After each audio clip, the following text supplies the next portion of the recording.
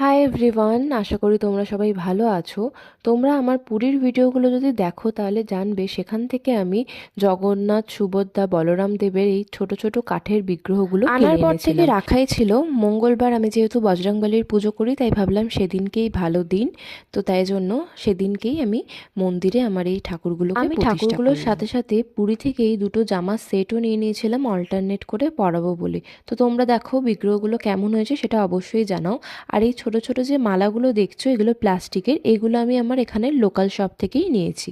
ঠাকুরকে যেখানটায় বসাবো সেখানে এই পদ্ম আসনগুলো পেতে নিলাম। এই পদ্ম আসনগুলো আমি কিন্তু পুরী থেকেই নিয়েছিলাম। এরপরে আমি ঠাকুরের পুজোর জোগাড় শুরু করে দিই। এই যে মালাগুলো নিয়েছিলাম, 3টে রজনীগন্ধার মালা, 3টে ঠাকুরের জন্য, আর তার সাথে আমার যেহেতু বজরংবলীর পুজো তার জন্য একটা জবা ফুলের মালা। আর এই গাঁদা ফুলের মালাটা দিয়ে ভেবেছিলাম যে ঝুলিয়ে ভালো করে সাজাবো, কিন্তু তার সময় হয়নি, ওই জন্য করা হয়নি।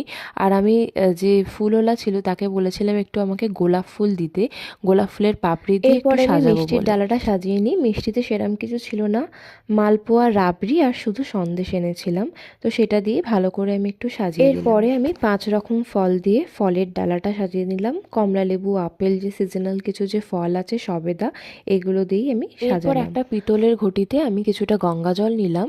এরপরে এর সাথে দিয়ে দিলাম হচ্ছে কিছুটা গোলাপ জল আর কিছুটা অগরু। এটা দিয়ে আমি ঠাকুরকে অভিষেক করাবো। এর মধ্যে কিছুটা গাঁদা ফুলের পাপড়ি আর কিছুটা গোলাপ ফুলের পাপড়িও দিয়ে দিলাম। প্রথমে আমি জগন্নাথ দেবকে বসিয়ে দিলাম এবং তার অভিষেক করা শুরু করলাম।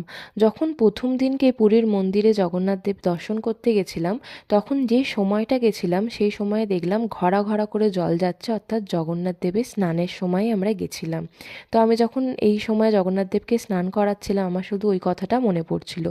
স্নান করানোর পরে আমি ভালো করে পুছিয়ে দিলাম।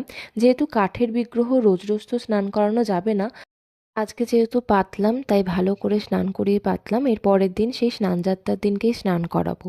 এরপরে আমি বলরাম, সুভদ্রা দেবী সবাইকেই একে একে স্নান করিয়ে নিলাম। অভিষেক সারার পর আমি একে একে সকলকে জামাগুলো পরিয়ে দিলাম। তোমরা জাস্ট দেখো কি সুন্দর দেখতে লাগছে। আর এই প্লাস্টিকের মালাগুলোও পরিয়ে দিলাম, কারণ সবসময় তো ফুলের মালা পরানো সম্ভব না, তাই একটা করে প্লাস্টিকের মালা থাক। সপ্তাহে একবার করে ভেবেছি যে ফুলের মালা এনে দেবো, কিন্তু প্লাস্টিকের মালাগুলো পরানো থাকলে দেখতে বেশ সুন্দর লাগে। সাজগোজ করার পর আমার জগন্নাথ দেবকে কেমন দেখতে লাগছে অবশ্যই কিন্তু কমেন্ট করে জানাবে। এরপরে আমি বলরামকে পরিয়ে দিলাম, বলরামকেও কেমন দেখতে লাগছে সেটাও জানাবে। আর ছোট্ট সুভদ্রাকেও কেমন দেখতে লাগছে সেটাও কিন্তু কমেন্ট করে জানাতে ভুলবে না। এরপরে আমি জগন্নাথ, সুভদ্রা, বলরাম দেবকে আসনে বসিয়ে দিলাম। আর ওই জায়গাটা আমি একটু গাঁদা ফুল আর গোলাপ ফুলের পাপড়ি দিয়ে একটু সাজিয়ে নিয়েছিলাম। এরপরে আমি পুজোয় বসবো বলে ধূপ, প্রদীপ এগুলো জ্বালালাম।